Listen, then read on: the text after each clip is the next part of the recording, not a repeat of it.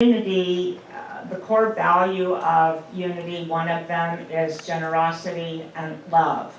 And I don't think any of you sometimes really understand the incredible and powerful impact you make on people when you give and when you love them. And I'd like to tell you a quick story. I only have 2 to 3 minutes, and I'll try to abbreviate the past 4 months. But October 12th, Jack, my husband, and Jack is here in the front row. Would you stand, Jack? And I went to Las Vegas for a business meeting. He had a terrible case of bronchitis. It was awful. But on the 15th of October, we were at the Las Vegas airport getting ready to fly back to Orlando. I collapsed, and 911 took me to the Las Vegas hospital, where I was there for 4 days with internal bleeding, 2 transfusions, and iron infusions every day for 6 days. They didn't want to do anything. They wanted to send me home. So we finally got ourselves together on the 21st, made it home to Orlando. In the Orlando airport, I collapsed again and was taken to the Orlando Regional Hospital, where they found out the cause. It was a bleeding ulcer, and so 6 days, 6 transfusions later, I got to come home. That night, Jack had a heart attack and was taken to Leesburg Regional Hospital, where he had a stent. He had 99% blockage, and then a pacemaker and a defibrillator. And 6 days later, he came home. We couldn't do anything, because during that time, I developed an inflammation in my foot and was confined to the couch. I couldn't get up, I couldn't cook, I couldn't take care of Jack, Jack couldn't take care of me. And the universe shined its light on us through Unity of the Villages. And Karen Donahue, are you here today, Karen? Yes. All right, she passed around a list one Sunday, and I'm telling you, 20 people responded to help Jack and I when we were helpless. People brought us food for 14 nights in a row. Karen came to our house, brought us food, shopped for us, did a laundry, and raised my spirits. Susan McPherson came and cooked for us and even put up our Christmas tree. And Steve Camp. Steve, my goodness, he cooked his food, he came to the house, he did laundry one day, he watered plants another day, he emptied the dishwasher, things that neither one of us could have done. We couldn't have made it without you. This is part of being part of the Unity community, loving and caring for each other. And I'm telling you, you are our heroes. The impact you made, the strong, strong transformational effect on us will last forever. You are the wind beneath our wings, and we thank you all so much. We can, I don't think, ever repay you. Thank you.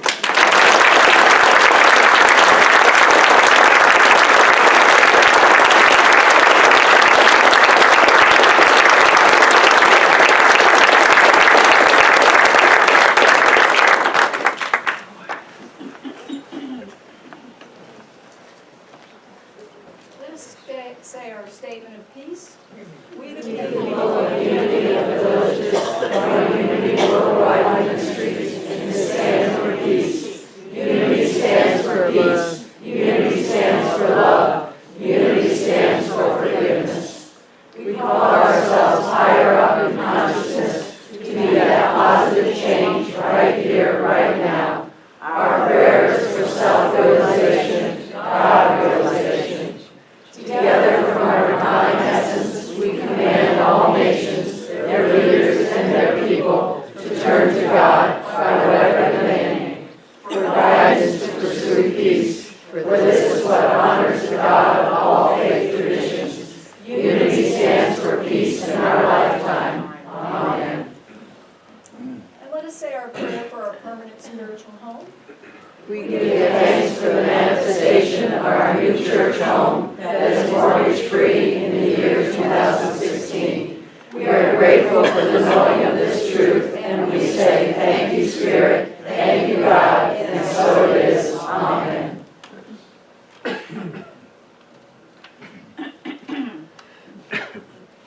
please join me.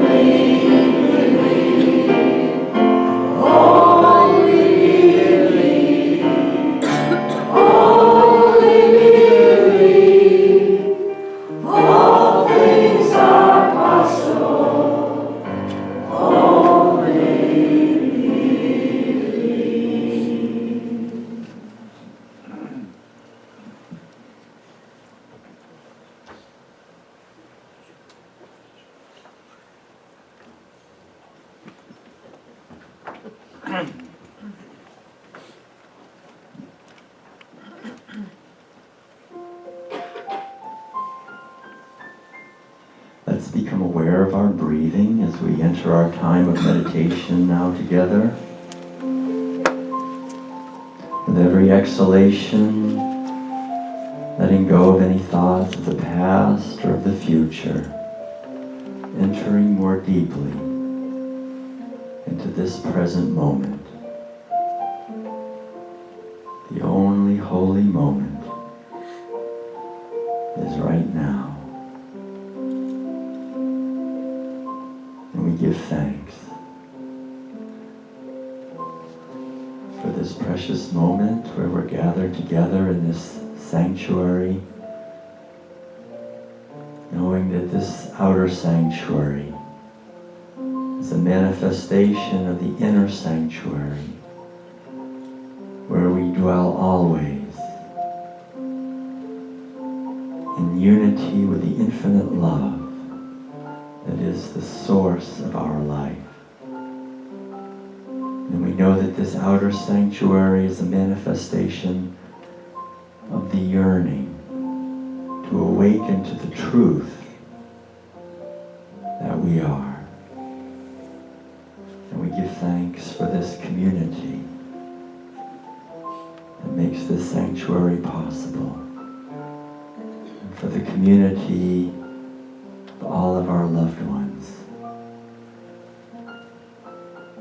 and for this beautiful earth,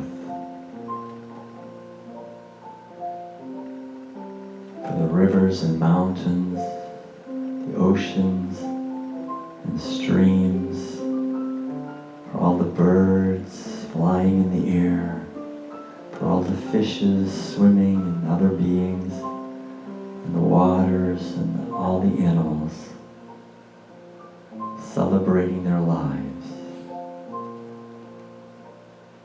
and the beauty of this creation, and for the whole human family, awakening to our true purpose here.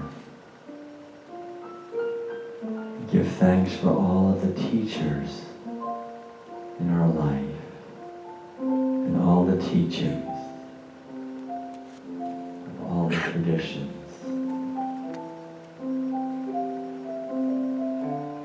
We give thanks knowing that we have a purpose for our life, a reason we are here.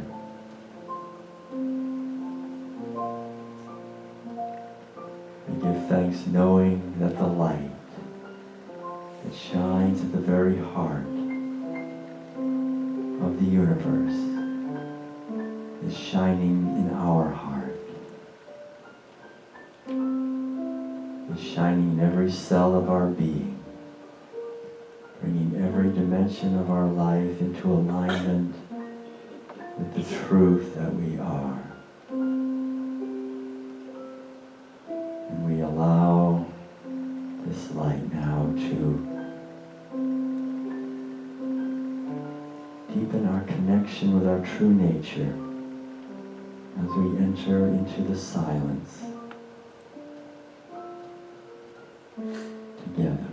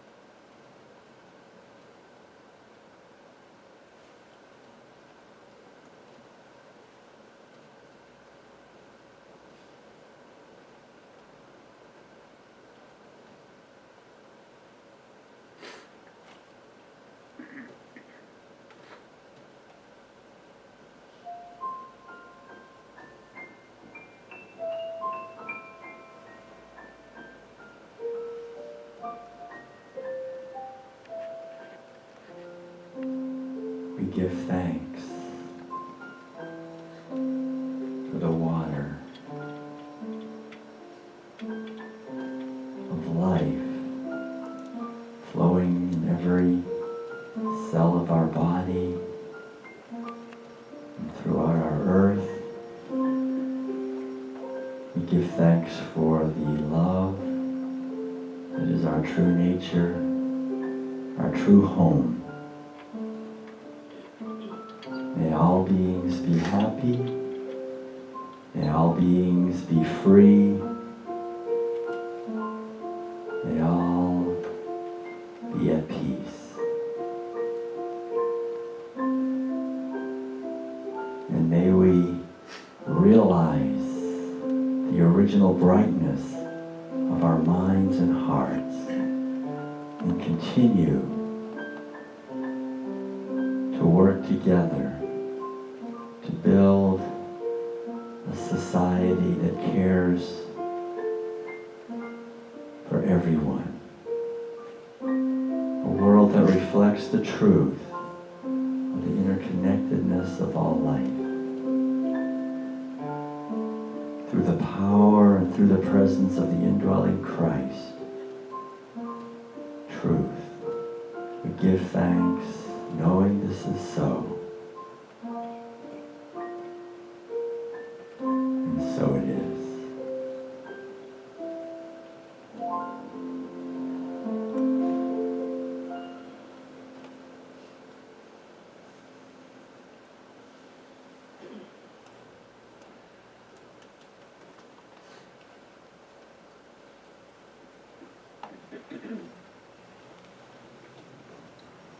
Don't we usually have aren't we gonna do our, do we do all our prayers?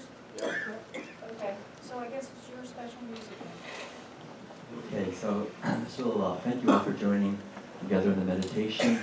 And this is a short piece of original music called Benediction of Light. like to just dedicate this to the healing of all of our relations and creating a field of consciousness, of peace and healing that we can radiate from this center out into our community and into our world to bless all living beings. Enjoy.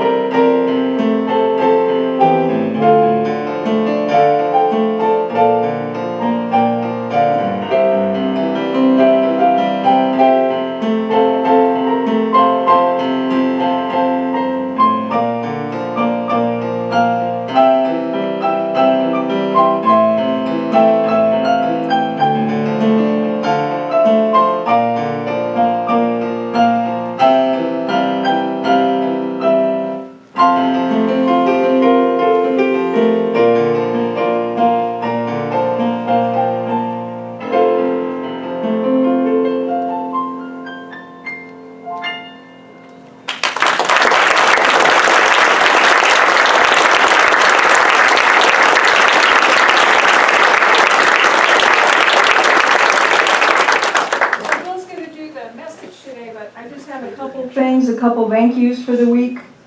Let's see here. Thank you to Marcia and Dan Wolf for getting all those postcards with the fracking thing mailed, and to everybody that helped sort those. That was quite the job. To the bookstore team who took inventory, Rita, Barbara, Sally, Renee and Pedro, Dorothy, Steve, Lori, Joan, Pat, bless you. Nancy Lopez for the Healing Circle, Norm Burgart for the Prayer Circle. Everybody who came to the Conscious Conversations training overview, we had a really good discussion. And thank you to the board, the building committee, and the realtors who had a good meeting on Thursday. And extra time, a special thank you for Diane Dean and Fran and Denny, and Pat Bennett and Dee and Joni for all that reverse raffle stuff that's going on. We really appreciate everybody's help. It takes community. And guess what? What? This week, this community turned 8. So we actually turned 8. So just a couple of announcements now. In the e-newsletter, the Earth Care team made a list of things they want you to look at for next week. They're going to give you a heart when you come in, and you're going to look at that list over the next 2 weeks and figure out one thing that you're going to do to take care of the earth that maybe you're not doing. It doesn't have to be on that list. You could write your own. And then we're going to have a tree up here. We're going to have an active meditation next week. So we're going to put those hearts of commitments that we're making to take care of the earth on that tree. Legacy workshop, if you want a packet, the packets are going to be $3 because it's 30 or 40 pages. Sign up and tell me you want a packet. I don't want to print a lot of extras. And so if you want a packet next week, put the sign up on that activities table. And then a month from today is that racial taboo movie that has transformed communities where there's racial tension. There was a big incident, I don't know if some of you saw it on the news about a week and a half ago at Westport High School. So if you could mark that on your calendars and plan to attend, look at your pack list, carpool, it's up in Ocala. It's March 7th at 7, and it's right on 200.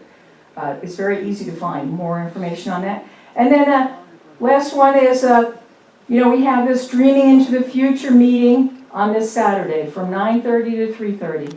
We're bribing you with pizza and a salad. We want to know what you want to see happen in this community in the next year, 2 years, 3 years.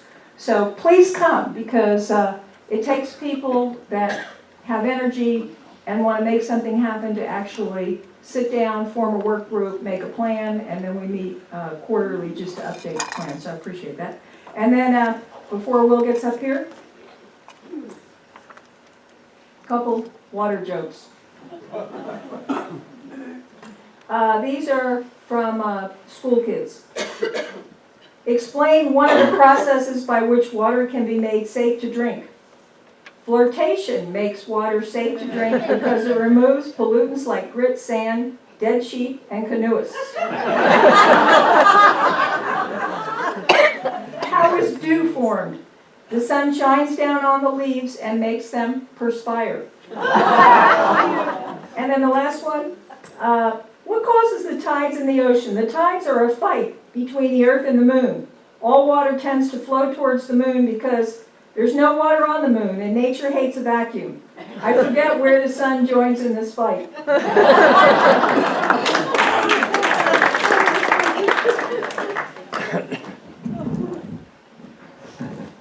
Thank you. Well, good morning, everyone. It's wonderful to be here, and we got quite a bit of water the last couple of days, which we can really use where we live in Northern California for sure.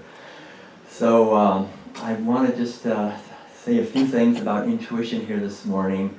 Madeline and I have been traveling to Unity churches now for about 25 years, and I just am so thrilled actually to be part of this movement, because I think in many ways it's one of the healthiest movements in our society, in the sense that it's based on radical inclusion. There's this fundamental idea that not only are we inclusive of each other and in our compassion for all life, but also in the teachings. And there's this sense that we honor the different traditions. I remember when I was raised in New England many years ago, there was this sort of underlying idea that if we would just believe this certain set of beliefs, that we would get to go to this heaven that was for us, this kind of specialness. And I think there's a lot of conflict that comes out of that. So if we want to create, I think, an evolution in human consciousness where we can actually live in peace and harmony on this earth, it really needs to draw us to a sense of radical inclusion, including all living beings within the sphere of our kindness and compassion, and seeing the wisdom in each other. And this is really, I think, also where our intuition comes in, because essentially, when we look deeply at the teachings, we see over and over again that in many ways you can reduce it to these two fundamental ideas: to love God and to love our neighbor. Loving God in many ways means to connect authentically with our own well, I guess it's not really our own, but with the transpersonal dimension. So it goes beyond our personality and the collection of thoughts and ideas and conditioning that in many ways is what propels us through our life. That we can connect with the higher dimension of consciousness, which is our true nature, and when that happens, then our spiritual path actually is happening. Until that happens, I would say we don't really have a spiritual path because we're following the condition that comes to us from all of the, our parents, our teachers, our ministers, not Reverend Marge, but other ministers, they've had before, and the whole, all the Walmart ads, and all this, we're just like bombarded with messages, and many of them have an agenda. So I think the beauty of unity in many ways is that there's this freedom, essentially. Charles Fillmore, for example, said that he wanted to go straight to headquarters, right, in his own spiritual path. That idea we have this freedom to connect authentically, directly with the higher wisdom that is our true nature, and that as we do that, we not only find that transforming in our own lives because we get a glimpse directly when we quiet our mind through meditation and spiritual practices, that what we are is not a thing, that what we are is infinite consciousness, and that we were never born and we will never die, that once we can get a sense of that, then the whole foundation of our life changes. In the Buddhist tradition, which is where I'm primarily trained, there's the idea of samsara, which means ignorance, or the delusion of being a fundamentally separate self. That what I am is a thing, an object that was born and will die, and so therefore I have to kind of get what I want and keep away what I don't want, so I'm always in a struggle with others who are doing the same thing. And samsara is essentially suffering that never ends, basically. No matter what you get or keep away, as long as we're on this basic delusion of being separate as a thing, samsara will never end. And so the whole idea is that it is possible to awaken, and this awakening is a fundamentally an intuitive awakening, a spiritual awakening of seeing that what I am, the source of what I am, the source of all other manifestations is the same. We all have the same source. Once we realize that directly, not just intellectually, then we naturally begin to flow with love and kindness and caring, creativity and benevolence and tenderness and mercy for all other expressions of life. And our life begins to be a yearning to find our unique way to bless the world. That really is where we get the greatest joy. And I think we also realize that our true nature essentially is joy, this fundamental joy. And so that's where the second teaching comes in. Not only do we love God or the direct connection we have with the source that we are, but also that we love our neighbors. All living beings are our neighbors.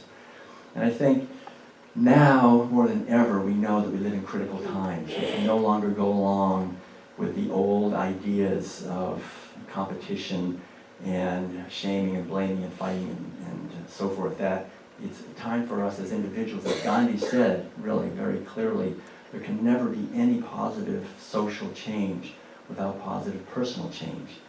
And this is, I think, the greatest gift we can give. I know, I'll just say briefly in my own life, I was born and raised actually in Concord, Massachusetts, in New England back in the 1950s, and it was kind of a neat place to be, considering unity, because I learned to swim in Walden Pond. I went to Thoreau School and Alcott School. I was born in Emerson Hospital. There was this whole feeling, being part of the Transcendentalists, and the Transcendentalists were really very, very much a part of the fundamental teaching in the unity movement as well. They were the first ones to bring, in many ways, the teachings from Asia to North America, the Bhagavad Gita and the Tao Te Ching and the Vedanta and Zen and all these teachings, and some of these liberating ideas such as God is mind, God is principle, from the Taoist tradition, from the Buddhist tradition. God is equally female as male, from the Hindu tradition.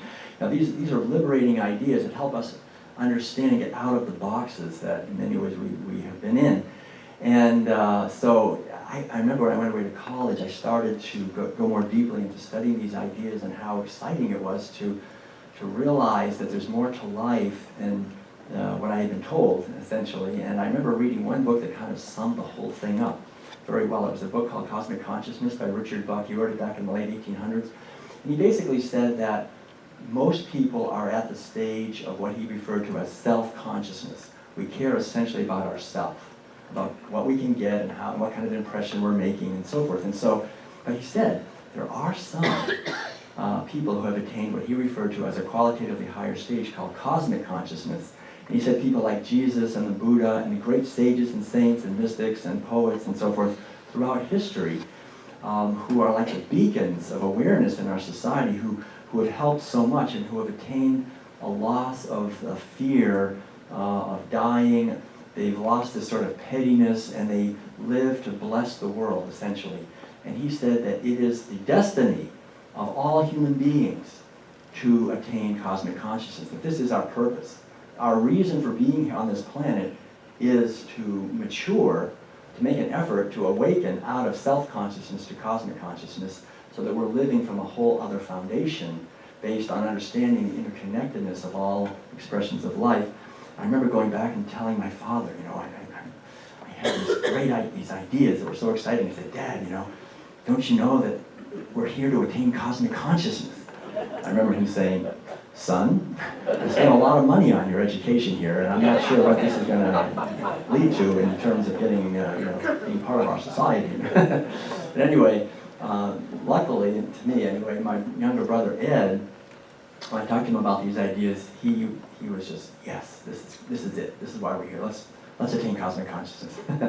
So as soon as we graduated from college, as soon as I graduated from college in 1975, we talked to parents about it, and we thought about it a lot. You know, the thing is, it's a great idea, but then what do you actually do? You know, so we thought about this quite a bit. I mean, what are we going to do to attain cosmic consciousness?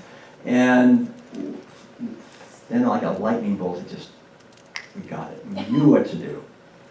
Go to California. So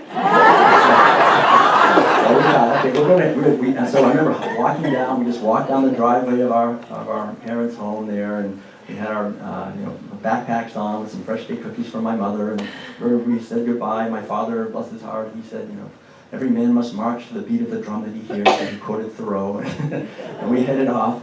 And we, after about a month and a half of working our way west, we got as far as Buffalo.